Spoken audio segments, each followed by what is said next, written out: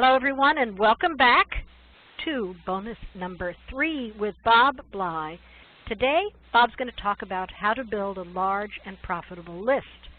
And joining Bob on the call are two special guests, Steve Coombs and Mindy McCorth. You'll hear from them later. But right now, it's my pleasure to turn this over to you, Bob. Thanks, Denise. Today's topic is how to build a large and profitable e-list. Now, before we get into it, I want to point something out. The size of your e-list is directly proportional to the money you will make online. For instance, if you have an e-list of 10,000 names, which is a very respectable size, and you send an email to them that gets a 2% click-through rate, you will get 200 clicks onto your landing page, if that's where you're driving them. Now, if you get a 3% conversion rate, meaning the percent of people who go on your landing page who buy your product, you will get 6 orders. If your ebook is $30, you made $180.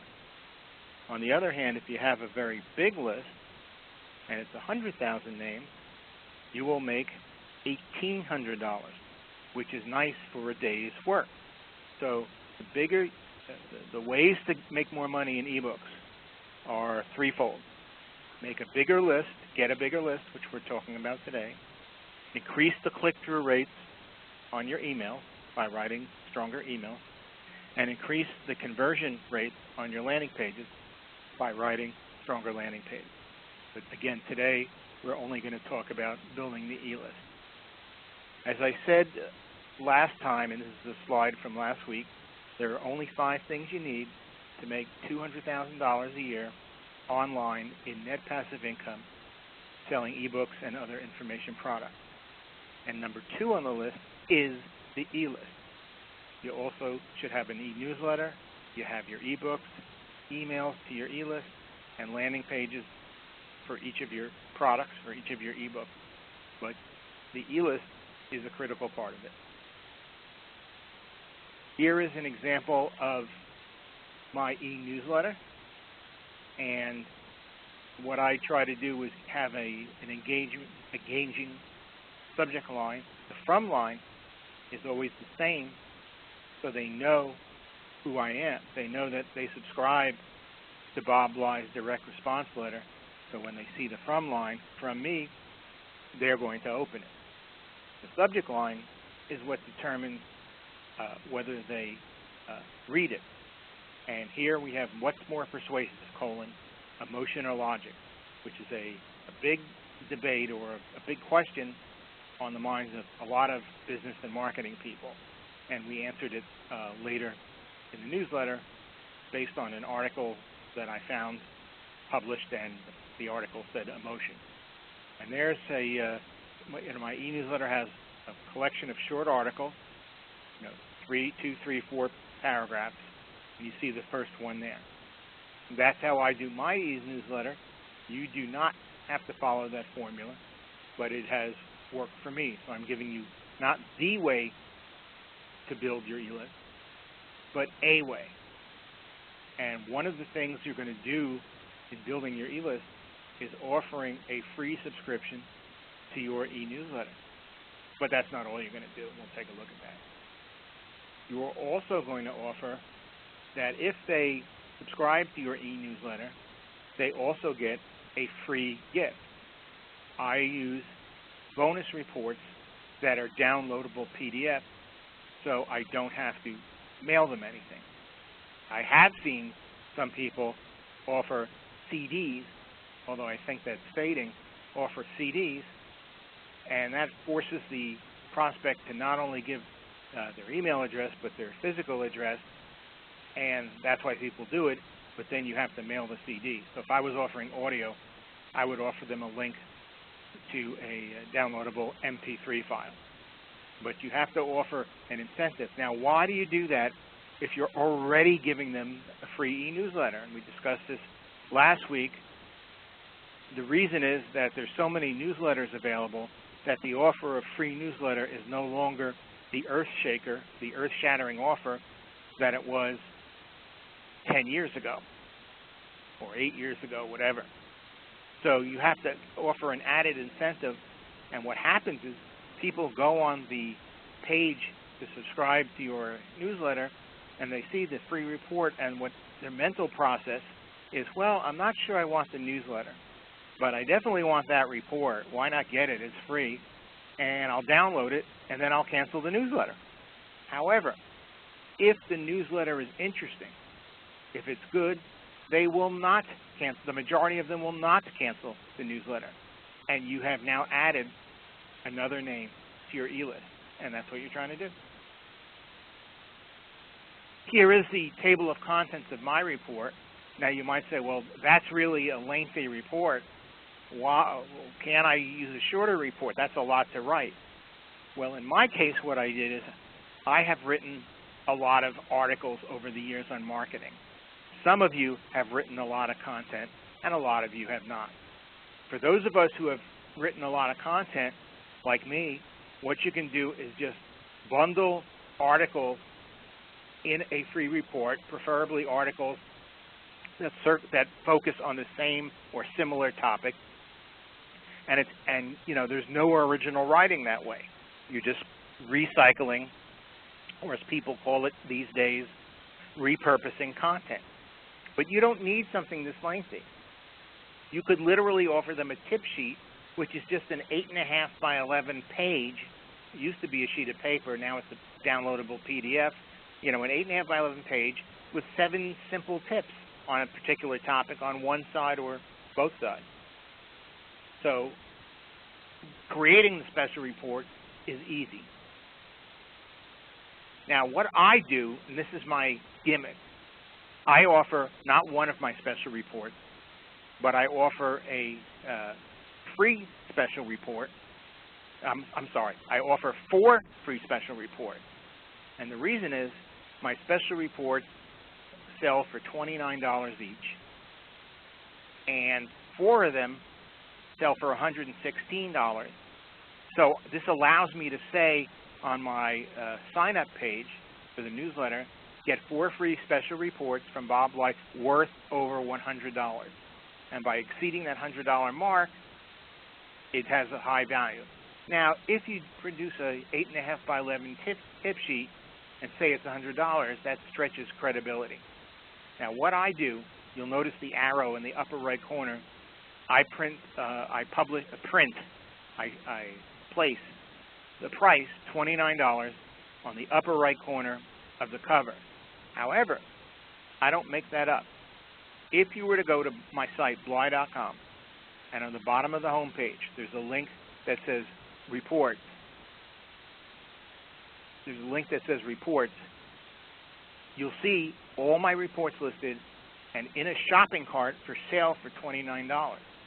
Now, I didn't create the reports to sell them to make money. But people do stumble upon this page, come to my website and click the report button, and, you know, fairly often order 1 or more reports.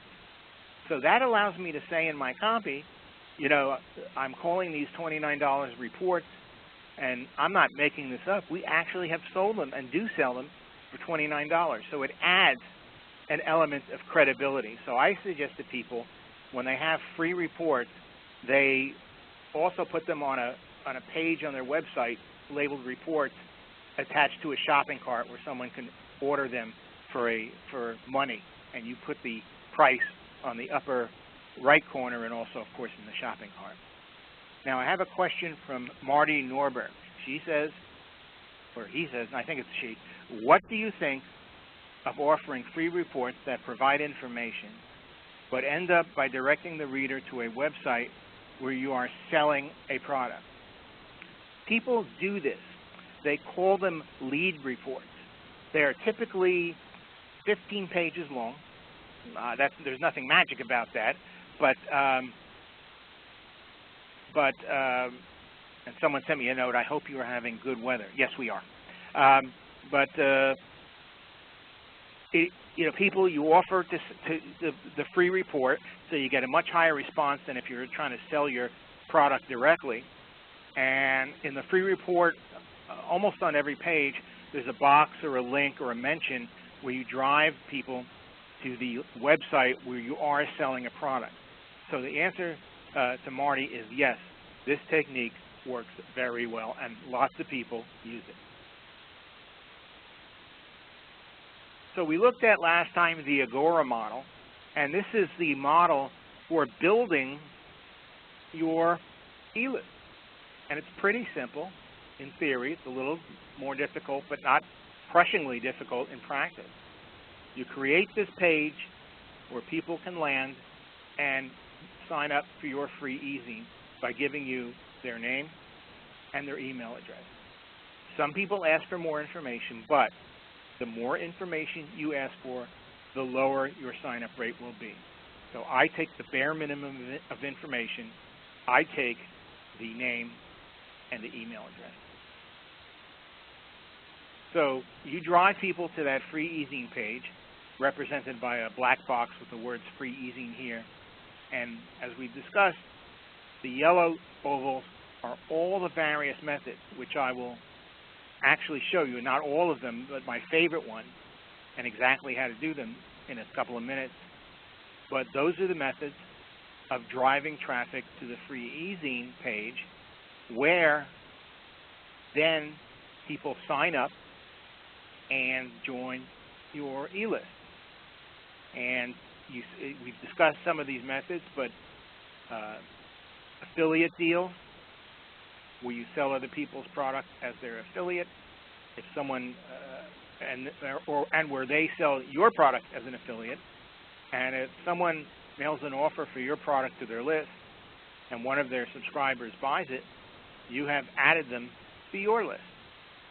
We talk about banner ads and pay-per-click ads. They click and they land on your sign-up page. You also could get them to go directly to a product page, but you'll get a higher response asking them to sign up for your free e-newsletter. So let's look at some of the methods that we use, some more yellow ovals in the next slide, to drive traffic to your free e-newsletter page. This is what people call co-registration. And you go to a website, and eDiets is a very successful website, and they do a lot of co-registration. So you're on one of their pages where they want you to sign up for their store or another of their newsletter. Excuse me. But also on that page, at the bottom, are half a dozen other offers, not eDiets offers, but offers from other marketers. Usually, almost always, I don't think I've ever seen an exception, although maybe it's to it, but usually offering something free. Like the second one, yes, I would like to receive online vacation offers and promotion. So they offer something free, and the visitor can quickly check yes or no, and then press the button to the left. And if they do that, they are signed up. I believe they're not sent to the sign-up page. They are automatically signed up for your e-list. This is called co-registration, since they are sharing, co-CO, since they are sharing the spotlight with other advertisers. And to get on this list on eDiet, you do have to pay for the advertisement. So this is a paid advertising, and it can be very effective if you can find the right site. Like for me, this site would be good for anything to do with weight loss, fitness, health. Some people might offer things totally different, and might be successful. But I like to make my offer related to the company and their products who is offering the co-registration deal. We talked about banner ads. I think we all know what banner ads are. They are box ads that appear on third-party websites. You pay to either be on that particular website, or often you pay to be in a banner ad network where your ad pops up on many different websites. And banner ads are usually color, and they are usually in standard sizes. So you can have one as small as the square in the upper right corner, or you can have what they call a skyscraper at the left, which is a tall banner ad. And some people use that format. And as you go on the internet later today and go to various websites, you'll probably see some banner ads. And banner ads get a small click-through percentage.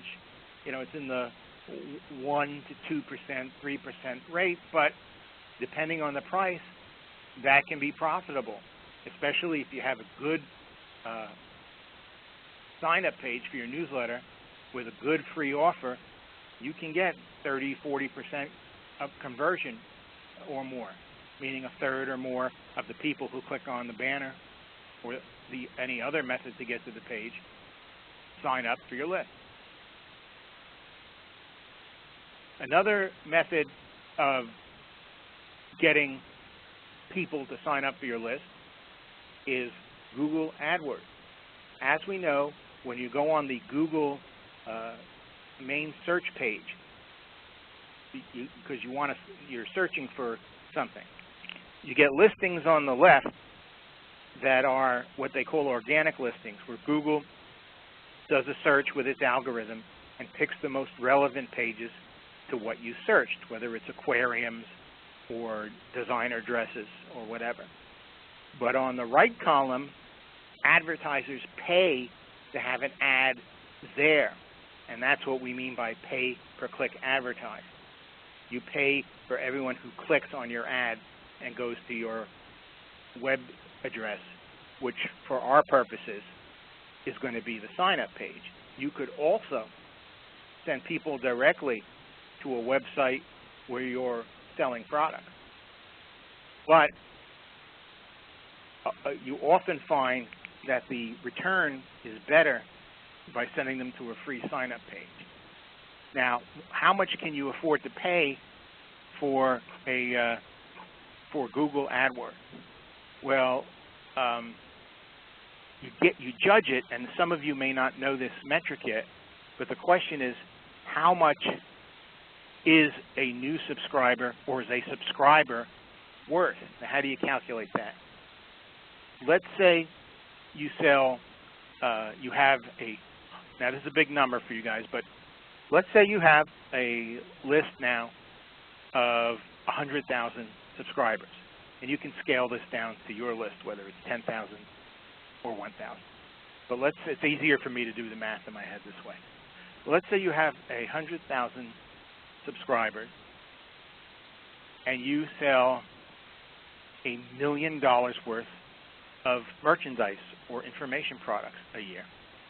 If you were going to do it for a 10,000 list, let's say you sell, maybe that is a better number. Let's say you have a 10,000 name list, and you sell $100,000 worth of ebooks a year. Therefore, each name on your list, on average, is worth $10. Now, it's true that a lot of names are worth nothing because they don't buy anything, and there's some people on that list that'll buy $300 or $400 or $500 or more of your products. But on average, the name is worth $10. So the rule of thumb is you can afford to spend on advertising, and part of this is your choice. But a lot of internet marketers say, if I spend money on advertising, I want to get my money back in 3, 4, maybe 6 months. You could say a year, but let's say it was 6 months.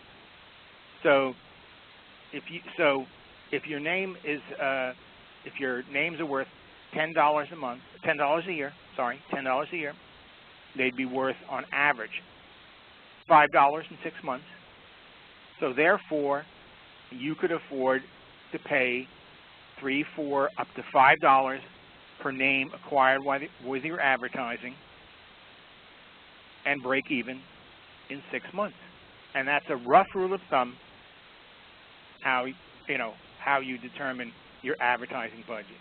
Google charges you a a fee for advertising, and you pay per click, so you can calculate based on the response rate how much your people added to your list cost, because every click is not going to be added to your list. If they charge you, let's say, $2 per click, but your sign-up page only converts, and this is a good number, but converts half, 50% to subscribers, then really you're paying $4 a subscriber, because half the ads you are generating clicks with, you're paying for, but they don't sign up. So let's take a look at what we call a widget. A widget is something you place on your website, or if you can convince them, because it's really valuable, maybe you can get other people to place it on their website because it adds value to your subscribers. So here we are. We have my website. It's part of the home page, cut off at the top. It's part of it. And you see in the middle left with the arrow pointing, it says free DM, which is direct mail, ROI, return on investment calculator. Instantly calculates direct mail response rates. To people who do direct mail, and I made this many years ago, so I admit that market is shrinking, but a lot of people still do direct mail. This is very valuable, and it helps them determine what response rate they need for the mailing to be profitable. And let's take a look at how it works. If you click on it, the first screen that you get is to use the free calculator and get additional free tips on direct marketing, which is a little bit of tricky language. Maybe I should be more direct, but that indicates that you're going to get more email from us. Enter your name and email and the address below. If you don't do that, you cannot use the calculator. So this captures their email address and their name, because this is what pops up when you click on that tool icon of the calculator. Then when you click on it, there are a bunch of fields you fill out, and you have to enter the price of the product you're selling, the cost of the mailing, which is determined by the mailing list, the letter shop cost, which is the cost to assemble and put the mailing together, the mailing list rental fee, the printing and postage costs, I didn't say that already, and that tells you your cost per thousand. And based on that and the price of the product, really the net revenue of the product, which is the price minus the cost of goods, as you can see at the top, this calculator will instantly calculate, or in a second calculate, the number of orders you need to get on your mailing for you to break even on the mailing, which is how people calculate whether the mailing is successful or not. A lot of people will see that and say, well, I have to get 100 orders to break even. I want to get double break even, so I need 200 orders. And then it tells you the response rate to the mailing you need to break even. So if it says 1% and you want to double your money, you know you need 2%. And you can print the results as you see at bottom, and also you can tell a friend. So, and this tool, so to calculate this, there's this very simple software program of routine behind this. I gave my webmaster the formula for doing this. It's a very simple formula, very simple. And he put together a very simple calculator to come up with these numbers. And he charged me literally $35. So the programming for this widget is very cheap, and yours can be as simple or expensive as you want. Obviously, as simple or complex as you want. Obviously, the more complex it is, the more it'll cost to program it. So I like to keep these things simple. People like them. They're fun. They're useful. And they do it. And you get subscribers. You capture email addresses and names. So what did I do with this? Here is a press release. I wrote a press release announcing the availability of my tool, and in the press release, putting the URL that would go directly to the tool. And then I explain how it works, that you put in these numbers, and it calculates break even. And I sent this to maybe 60 or 70 marketing magazines and newsletters, and some sales magazines and newsletters. And right away, one newsletter called the Direct Response Report, published by Progressive Business, ran a little article, maybe in a column, maybe an inch or so, inch and a half, summarizing this, with just a sentence or two, and putting the URL. And within 48 hours, I got 75 new subscribers virtually for free. So press releases still work, even though people say they're outdated and outmoded. And this one generated, just from the one publication, 6 dozen or so new names for my list. And it was picked up in other publications. Now here is my absolute favorite strategy for building my list. This is what I call a list swap. Now you're literally not giving someone your list and them giving your list. That would not work for a variety of reasons. First of all, when people sign up for your list, you usually promise privacy, either when they sign up or on your website saying, I won't share your name. So you can't do that. Secondly, if someone else just gave you their list and they got an email from you, they didn't sign up for your list, they would think you're spamming them. So it wouldn't work. Here's how a list swap works. You write an email that is enticing to get people to click on your sign-up page, and I usually in this email feature the free special report, free content, or in my case, multiple special reports that I'm offering. If you were offering one report, I'd give the title of the report and a few bullets of the things people will learn when they read it. But notice this is written in someone else's voice, not in my voice. It says, my friend and colleague, Bob Bly, and then it says, I recommend you sign up for his free monthly e-zine. So what you do is you give this to someone else. And typically that's someone who has a newsletter with a significant number of subscribers, and it reaches an audience similar, if not identical. Identical is better, but similar to yours, the same kind of people with the same interests. And when they send this out, it's a service to their readers because they're giving their readers free stuff. They're getting their readers access to free stuff.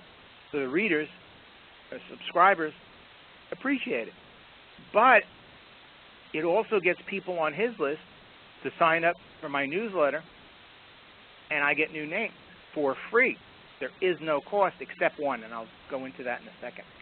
I did this with Robert Ringer, who publishes The Voice of Sanity e-newsletter.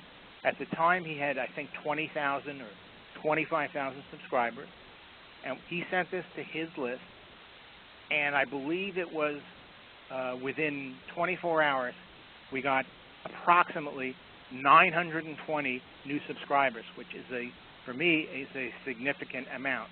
And again, all free. Except the price of this is then I agreed to do the same thing for him. He gave me a newsletter promoting his newsletter. He gave me an email promoting his newsletter, and I sent it to my list. No one objected because it gave some free information. I think, again, a free report and a free newsletter. And he added quite a number of names. I don't remember what it was, but he added quite a number of names to his e-list. Now, here's a strategy that's a little different. It's a variation of the list swap strategy, which we call the lost leader strategy. And here's how it works. This strategy sells, it doesn't offer a free sign-up. It sells one of your products to someone else's list. But remember, when someone signs up for your product, they become a customer and it is legal and acceptable to send your customers emails. They become paid customers. So what I do is I give someone else, someone again, who reaches an audience very similar to mine, I give them an email, and in this case, it's selling a product. Happens to be selling a product that you guys have. I believe you got it when you signed up for this for us, our program, and it is my ebook on doing ebooks. We call it here the ebook on ebooks, but I think the actual title is How to Write Ebooks for Fun and Profit, or something close to that. We price it at $39, but then for this offer, we discount it on the landing page to $19. We say this is regularly $39, but you're getting it for $19, a $20 discount. Now, we go to a potential affiliate partner or joint venture partner and say, why don't you send this to your list? Most people, especially if they have a big list, won't be so interested because they see it's a $19 product, and if you're offering 50% affiliate commission, you know, they're making $9 or whatever, or $9.50. So what I did in this case, I approached Mark Ford's newsletter, Early to Rise. He since sold it, but at the time he owned it under the name of Michael Masterson. And I said to them, because he had people working for him, if you send this to your list, I will give you not a 50% affiliate commission, I will give you 100% affiliate commission. I'll give you every penny I make from selling the ebook to your list. Now, why would I do that? Because if he picked it up, there was no other way for me to convince him, because I have a list of 65,000 names. At the time, he had a list of 450,000 names. So a list swap was not of interest to him because his list was so much bigger than mine. But this deal was of interest because they would get a decent amount per sale. So Early to Rise sent this email pretty much as you see it here, and within 48 to 72 hours, we had, I'm trying to think of the number. Yes, we had about 982 sales. 982 people ordered the book, which is a significant number. The total sales in gross dollars was around $19,000. I mailed them, after I collected all the money, a check for $19,000, which they enjoyed, and I got 982 new names from their excellent list added to my list, which is a win-win. Plus, instead of just getting names where the people are requesting a free report, I actually got names of people who bought something on the internet. And buyers are always better than inquirers. Someone who bought something is a better quality prospect than someone who just asked for something for free. So the loss leader strategy has worked very well for me, and it's something I urge you to pursue. And here is the ebook, which you should have, which we sold, Writing Ebooks for Fun and Profit. Again, points to ponder. We discussed this in our last session. When you work at a normal job, not selling ebooks, but at a normal 9-to-5 job, or today 8 to 6 or whatever, you are trading your time for money. As dentists say, if you're not drilling and filling, you're not billing. Ebooks give you passive income, and the way to get the easiest, not the only way, but the easiest way to get that income on a regular basis is to build a responsive and larger e-list, because we saw how your income, all else being equal, is proportional to the size of the list. People who have a large list have several advantages over those who have a small list. Number one, again, all else being equal, the same conversion rates, the same click-through rates, they make more money every time they send out an email. As we looked at before, $180 versus $1,800. And the second thing is, when you want to make deals with people to do a loss leader strategy or just to do a simple normal affiliate program where someone else offers your product to their list, and in exchange you pay them a commission per sale, which for ebooks can be 40 to 50%, but I pay 50%. That's how you get people interested, and I think that's fair. And it doesn't really cost you out of pocket because the manufacturing cost of an ebook is virtually zero. You're sending an electronic PDF file, not a physical book. So you can afford to do that. Selling ebooks is simpler than selling merchandise, and especially simpler than something else I do, which is I sell audio cassette albums, physical audio cassette albums, not audio cassette, audio CD albums. They used to be audio cassettes, and DVDs, physical DVDs. And that business is an information product business, but that has some problems. When people order the product, if they want to return it, I get returned. And I'm converting my audio CDs to downloadable MP3s, so there's no physical return, and that's easier. There's low startup costs for the email business.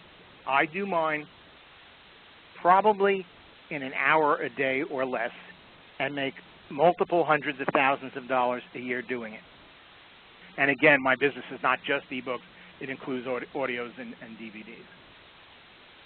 But ebooks are my favorite product. I don't, to earn this money, I do not have boot camps. I do not do live seminars. I do not do paid seminars where I charge people. I do free webinars, which is a good way to generate leads. There's no physical inventory or labor with ebooks. You as writers are the kings of content. So if anybody who would go into this ebook business, you have the greatest advantage. And in addition, you can write your own copy because most of you, or a lot of you, are copywriters because you took the six-figure AWAI accelerated course or some other AWAI program.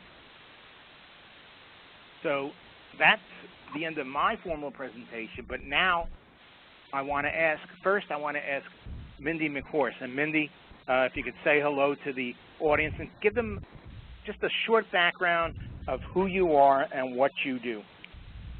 Sure, thanks, Bob, and hello, everybody. I'm very excited to be here. I've been working as a copywriter after first discovering AWAI about 7 years ago, and I've been enjoying quite a bit of client projects, but I am really excited to move into the ebook area simply because I have small children and I want to have the bulk of my income coming from an area that doesn't really have deadlines because, as many of you know, children don't care about deadlines. So I've come up with a few topics that I'm pretty excited about, and this just seems like a great fit. I'm really happy to be here. Now, do you have currently an e-list of subscribers? I do not. I mean, other than a handful of fellow copywriters I've told about my projects who have told me they want to be put on the list, but that is very And that's, small. by the way, a way to get names. Not a huge way, but I've heard this said before. My friend Fred Gleek, who's a very successful information marketer, says it's okay, and Ted Nicholas said that too, to add just a few names at a time as long as you do it consistently. So asking friends and relatives and business acquaintances, clients, is a good idea. When I get a lead in my copywriting business, I don't know if you do this, Mindy, the last thing I say to them after discussing the potential project is, and may I sign you up for my e-newsletter? And 9 out of 10 say yes. So that's a good way to build the list gradually. Do you have any ideas or thoughts of how you would build the list? Well, just to give a little background on my ebook topic, it's about pet loss. The specific topic is healing from pet loss, and it was prompted by my loss of my own little doggie a year ago, which was tragic and sudden and very difficult. I'm sorry to hear that. Thank you, thank you. We lost our golden retriever 6 weeks ago. Oh, oh my goodness, I'm so sorry to hear that. We are crushed. It really is crushing, and it was, at the time, I was completely devastated. He was like another child, and I was really searching for help, searching for answers. There was nothing that I could access on the internet, no books that I felt really spoke to me, and so that's sort of where this, that's the heart of this project. And now what's interesting is since over the past year, since I've told people about it, everybody I've told, with the exception of one who's just not a pet person, everybody I've told has shared some story or other of their own pet loss and expressed an interest. And then almost every week I see somebody post on Facebook that they lost a four-legged friend. So I really feel like social media will be a strong driver in terms of getting the word out and driving people to the list, because even now when I see that somebody has lost a pet online, if I know them well, I'll send them a private message just expressing my sympathy and telling them that I have this site coming up. And every single time they say, well, I would really like to know about it. So social media is probably my biggest, I think that's going to be my biggest driver. And then I also, along with referrals, like I mentioned before, I have friends and colleagues in the business who are interested in this project. And I also thought it would be beneficial to send letters or maybe magnets or cards to different animal hospitals around the country, which, of course, are sources where people are going to encounter that kind of loss, just to get the name of the project out, and that hopefully it'll grow from there. And just another thought for you. This is the type of ebook that has the possibility of being turned into a physical book where you could sell them through different outlets like veterinary offices. That's a good point. Yes. Yeah. Yeah, because I've thought about that. They wouldn't leave a copied ebook on the desk, but they certainly, might have physical books. Right. Something maybe as a handout that. Oh, yeah. So I just want to tell you the key, if you haven't done it already, to social media is to build up your followers on Twitter, your friends on Facebook, and your connections on LinkedIn. Because the more of each of those you have, the more response you will get to your posts and tweets and messages. Well, thank you for that. What's your advice then for somebody like me whose primary business is copywriting? So I have my personal profile that's essentially just copywriting. Is it better to have a separate Twitter handle for this ebook business since it's effectively a separate topic, or is it better to group them all together? Or I think it's better to group. It's better to group them all together, because once people get interested in you, in what you tweet and your Facebook, they're interested in other stuff you do. So right now, I have one account for everything. I don't even know if you could do more. Maybe you could, but I don't know if they allow it. That's really great to know, actually. It's a huge relief. I think it might be the same for other people listening who are afraid of having to manage multiple accounts, which can be overwhelming. So I'm really glad to hear that. And you might try posting a photo, because people are very moved by animal pictures, on Pinterest, which is a social media site for images. I had not thought about that. Yeah, that might work very well. Yeah, good suggestion, Bob. Yes, that's it. Thank you so much. I was just looking at my list here. The other approach that I hadn't mentioned yet was just doing guest posts or submitting guest articles to other sites. Very, very well.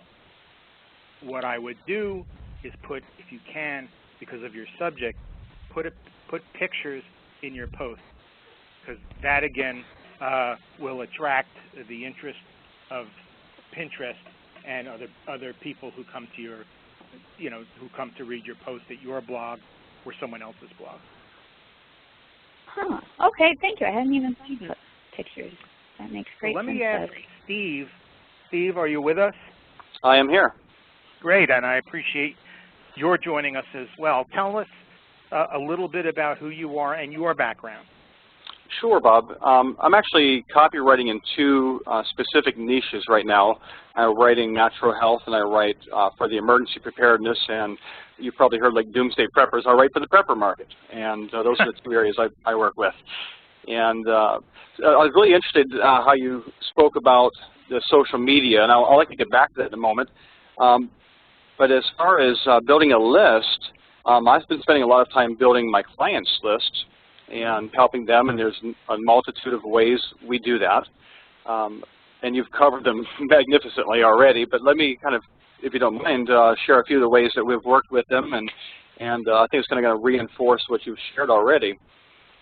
Yes. As far as the books, you know, an interesting thing is books themselves can be great list builders. And one of my clients, Healthy Back Institute, uses a book that the founder wrote, The 7-Day Back Pain Cure, and he basically gives it away, but he charges shipping and handling. So the hard copy of the book itself is basically paid for out of the shipping cost, because the shipping is really only a couple dollars. And that's a great way for them to build their list of buyers. Another way that you can do it is exit POP. If they don't want to buy, give it away the PDF for free. They still enter their name and email, and you've captured their actual list grows because they downloaded a free PDF of the book. That's another way you can work with it. Special reports do work fantastic. I saw a question come in, I believe it was from Marty, also regarding can you sell products? And I write special reports all the time that sell products in the special report. The reports are given away free. People often have to sign up and give a name and email in order to get the report, or it's already sent out to the existing list. But within the report, it'll promote other products. It can promote a book. It can promote something else you're selling, which is great if you're, obviously you don't want to start with one book and end there. You're going to continue writing more books or writing more material or doing affiliate sales or carrying your own products. So there's lots of ways to make money with that. The interesting thing is, when I first found AWAI, it was through a co-promotion of Michael Masterson's book, Automatic Wealth. And that was kind of an interesting story. I was corporate PC and IT type sales, outbound corporate sales. And at the time, I was interested in how can I improve my telephone sales. And there was a guy who I had subscribed to his list before, and he said, if you buy this book, but I'd never heard of Michael Masterson before, if you buy this book, I will give you these special bonuses for free. And I believe that there was some kind of relationship there, that he got some kind of money or some benefit from my buying the book, obviously. I purchased the book, and that's how I found about AWAI was in the pages of the book. I said, I'm going to look at that company, and that's how I got into copywriting, as a matter of fact. But it was from a co-promotion.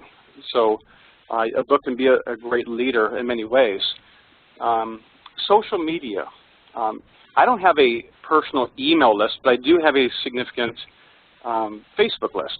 And Facebook is also very responsive. I was actually surprised how responsive it can be. I did a little test, I guess it was in February or January of this year. And starting with just a very tiny budget, like $10 a day, I did what's called Facebook advertising and promoted a company page that I had, which was really not so much targeted for me personally to grow my business, because I'm kind of swamped, and that's why I'm looking at ebooks myself. I want to get more passive income. I don't really have much more time available to take on new clients at this point. However, the Facebook marketing worked marvelous. I built a list of like 2,000 names in about 5 weeks, and it cost me maybe $200. So it was, to my mind, pretty dirt cheap to build a list, and it was responsive. So you can build relationships with people kind of similar like you would through email. And of course, Facebook, once you have those names on there, people share your content and they like it, and other friends see that and they join your list just by seeing it.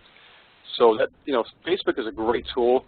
Twitter, Pinterest. If you do a blog post, you can, like I use WordPress, you can have your posts automatically go out to the world. Pinterest and Twitter and LinkedIn and Facebook, all of those you can have just about completely automated post to the world. Hey, I've got a new post, and you set it up, it just goes out automatically. So there's lots of great ways you can promote yourself. And that's for books, for your your personal business, for pretty much anything you want to promote products to. Sky's the limit. Well, that was a very clever thing you did for your client, to give away the book, but charge I'm assuming it was a fairly significant shipping and handling. If your cost was $2 shipping and handling, you probably charge $5.95 or $4.95 or something. I don't know, but you know, that way you get someone who, even though it's a small amount of money, is a proven buyer, and that's a big difference, because the people who are proven buyers are better names, prospects for your additional stuff. And there's a rule that we call 90-90 in ebook marketing, and it says 90% of the people that you add to your list who will buy one of your ebooks will do so within 90 days of joining the list. Therefore, you have incentive to try to get them to buy something right away instead of later. And I always start with a lower priced product. In your case, it could be that book because the price is only shipping and handling. In my case, I've got a couple of lower priced ebooks, and I probably should have that are in the $19 range. Probably should have something that's $7. And you know, we send out emails when people join the list for those products to get them interested and to get them to buy quickly. So that's something I recommend to people, to give people an incentive to buy sooner your ebooks rather than later. How many names do you have on your list? Well, actually, I turned off the advertising around 2000. It's a little over 2,000 now. I turned it off because it was really not so much for making money for me. It was more of just a way to vent so I could stop pestering my family and friends on my personal views. And I find a lot of people that are similar to that. I intend to use the same kind of procedure, though, for income, which is going to be with a topic of sleep, which is what my book and my also a money-making website that will be selling products will be on the same topic. And so that was more of an experiment to prove the concept out to me. So I stopped there. However, I'll be restarting advertising on a new Facebook page, sleep-related, that will be for the purposes of income. So that would make more sense to continue advertising. But like I said, it took me all of about 5 weeks with a very, very tiny budget. And I actually wrote about the exact procedure I followed and what I did and the specifics. I wrote a little blog post. You're welcome to visit on my website, preparedcopy.com, and take a look at the blog. It's in there, a few blog posts back. I don't write too often on there. It's just occasional. But if you want to take a look at how I did the Facebook marketing, I actually wrote out the step-by-step what I actually did there. And anybody's welcome to visit that site and see that. Well, that would be useful. What is your site URL? It's prepared, P-R-E-P-A-R-E-D, copy, C-O-P-Y.com. And again, it's just an occasional thing. But if you go a few posts back on the blog page, you'll find that. It says Facebook marketing. Let's see here. And Mindy obviously chose her topic because she lost her pet. Did you choose sleep because you're an insomniac like me? Sort of. I'm a night owl, and I'm usually up to 2 o'clock in the morning. We've got 7 kids. Like Mindy says, kids don't care about deadlines, so sometimes my best writing hours are late at night. But I sometimes dream of having better sleep when I wake up, and it's like, oh, really? Time to get going again? So it just became a topic of personal interest to me, and I believe there's a large market for that as well. A lot of people out there that don't get as much quality sleep, and for that reason I thought it would be a good topic. Well, that's great. Mindy or Steve, any other techniques or ideas you have that you use to build or are going to use to build your list that you can think of? Well, yes. I'm sorry, go ahead, Mindy. I'll let you go. I've been talking for a little while here. I was just going to add, I think because I have a lot of local stores in my area, and this is true for any city, that there are pet stores, specialty pet stores, just where I thought it would be beneficial to hang up a sign or a flyer or have a little card that people can pick up. It seems like a very subtle way to address people, but it's also a key target market. No, that works. It won't bring in a huge flood, but it will bring in consistent names. Before I ask you, Steve, about your method, my friend Fred Gleek, the internet marketer, had his car wrapped with his main website to sign up for his free emails, and that was his advertising. He also one day put on a sandwich board and walked around New York City, which I'm not sure I would recommend. Yeah, that's unique. And Steve, what about you? You were going to say something. Yes, a couple different ways that you can also build for your book recognition. I believe you may have mentioned this in an earlier webinar. I'm pretty sure you did either that in an earlier webinar in the bonuses or in the original training. Is a lot of people will build their list or their not the list, but their level of recognition by getting themselves quickly up to top numbers on Amazon by doing a free book day, and that's been very popular and well used, and it works very successfully, especially if you get other people who are in your market who have an interest or a related market. For example, somebody with back pain may have trouble sleeping, so perhaps somebody with a back pain business might promote a sleep type of book to help you sleep better, or vice versa. And that sort of thing can work very well. Say, hey, look, there's a free book today. Get it out there on social media. Get people to blog about it by sending notices out there. A lot of people love to share, hey, here's a free book that will be of interest to my personal market. I'm just sharing the information, and it doesn't cost them anything. It gives them something to share with their audience, and it can get you some readers and some good reviews on Amazon. That's one way to promote a book, to get kind of out there in front of more people and get some positive reviews.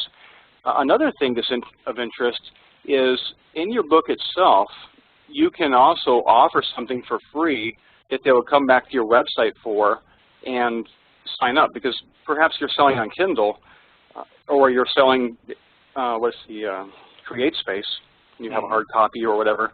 In your book itself, you can say, hey, get this for free report, download, whatever it is, something extra for your book. For example, I read Brain Power recently, and they had a free BrainSync download audio. Now, I thought they kind of failed because they didn't ask for my email. But I would. Ask for the email, get something for free, you'll see that in the book. So that's a way that you can grow your list from the book itself. That is a good idea, and I know what you just described about the book. My friend who's very expert and has a large list, Fred Gleek, does almost exactly the same thing. So Denise, that brings us sort of at the end of the hour, so I'll turn it over to you. All right, well, we do have a few questions, and Mindy and Steve, if you want to jump in, we'll try to run through these, and then I have a special announcement about next week's class, ladies and gents. But let's take a few of these on board. One question from Marty was, a direct mail hardcover press release or an email press release, Bob, when you were talking about? The tendency today, almost unfortunately, because I used to love paper press releases, is to do an email press release and distribute it over PR Wire or some of the other PR services. And therefore, I would say electronic. Editors today accept electronic. 10 years ago, they did not. Steve, you might be able to assist Bob on this one. What are the advantages of sending out your e-newsletter on weekly, monthly, or quarterly? And is there an overload point? Honestly, it depends on your audience. We have e-lists that go out to people daily, depending on what their actual interest level is. One of my intentions is with the sleep, when they first sign up, they'll get a daily email of daily tips for the first week, and then it'll become a less frequent, so they're not constantly bombarded with an occasional interspersed promotional email.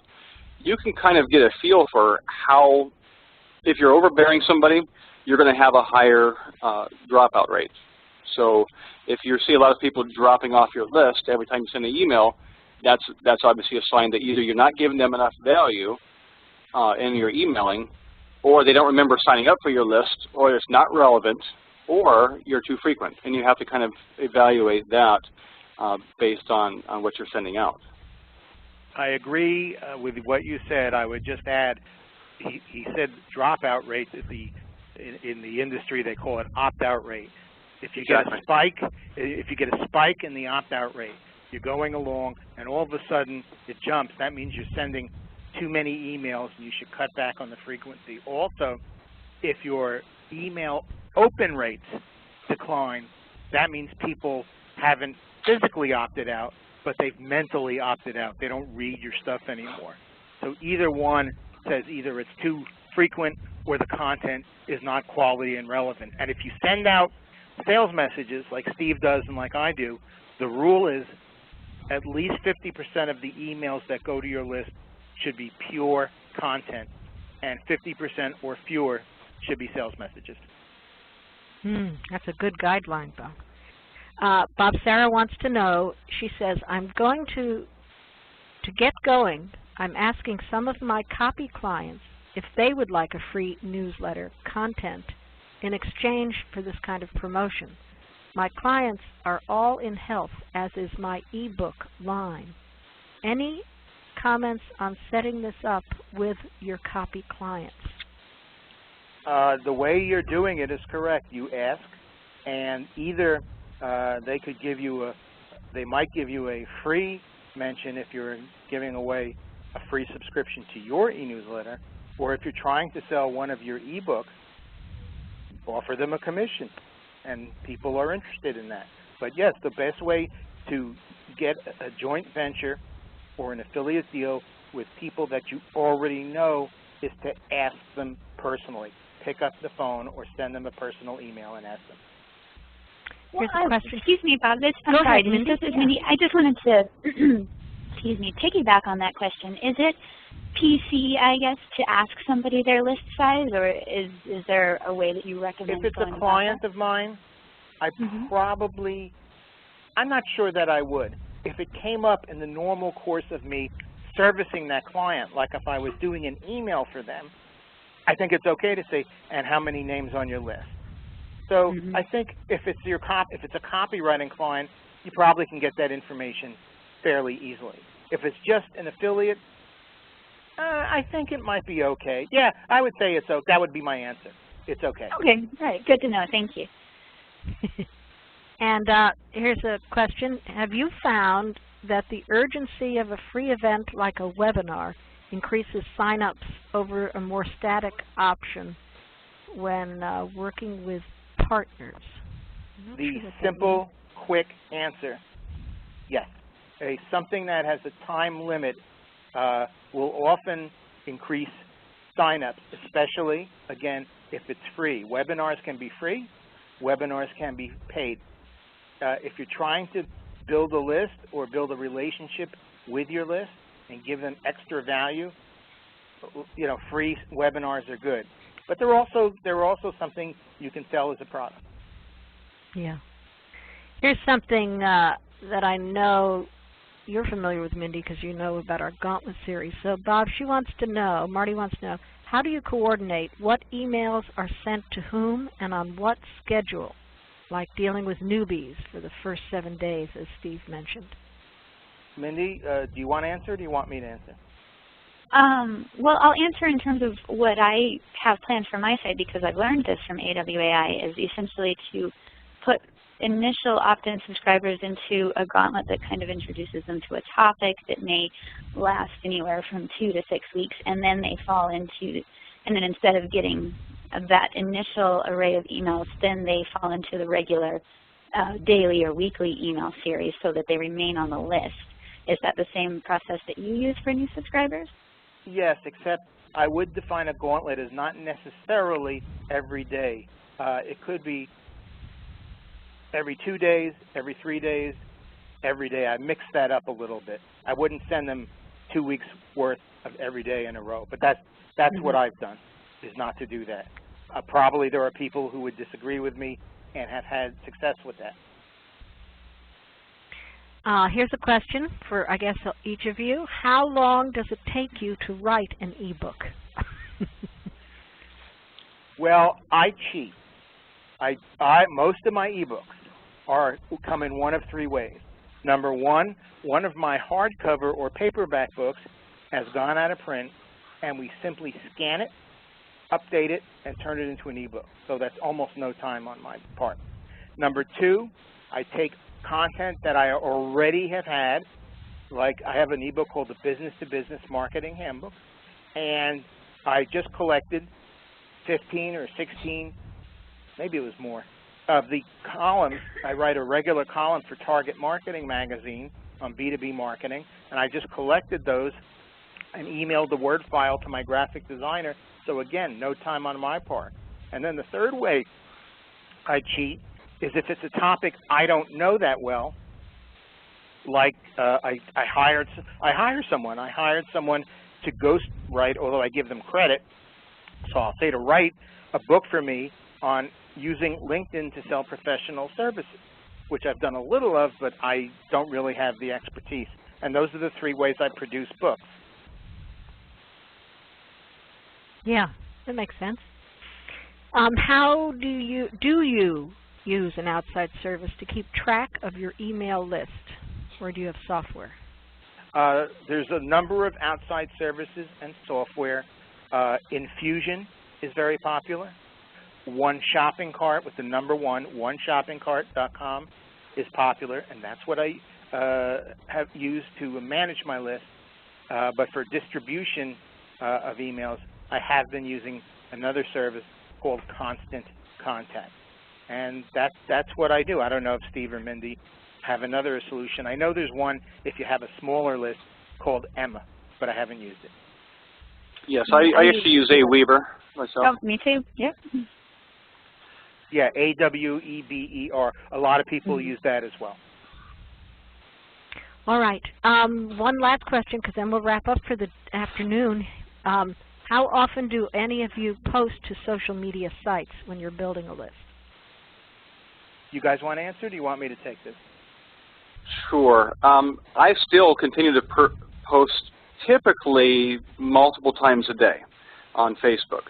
I have my Facebook posts automatically go out to Twitter, but that is for more opinion-related type of posts. Now, when it comes to content with a sleep-related website, for example, I would anticipate that being perhaps a daily or every couple of days posting to begin with, and it will grow from that. That makes sense to me. Now, my honest answer is, until now, 0. I have ignored social media. And one reason is, like Steve and Mindy, too, I know she is, I'm very busy doing copywriting.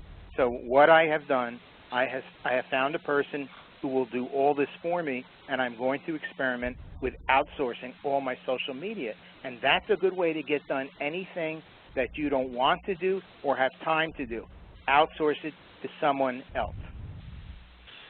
Just to echo Bob, I've recently hired somebody to start that coming up here pretty soon for the different projects that I'm enrolled in. And it's partly a time thing, just like you said, Bob, and partly it's me finally learning that I don't enjoy everything equally, and social media is pretty low down on my list. And so in terms of maximizing my time, yeah, it just makes the most sense.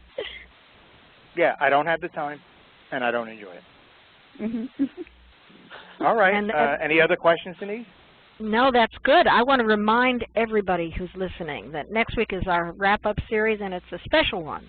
If you would like Bob to select your ebook as part of this final webinar, you need to follow the guidelines that were sent to you in my email yesterday. As a reminder, you're going to send a submission to askbob@awaionline.com. The document must include your name as a header or footer, and the submission must be received no later than Monday, June 10th at 12 p.m. Eastern.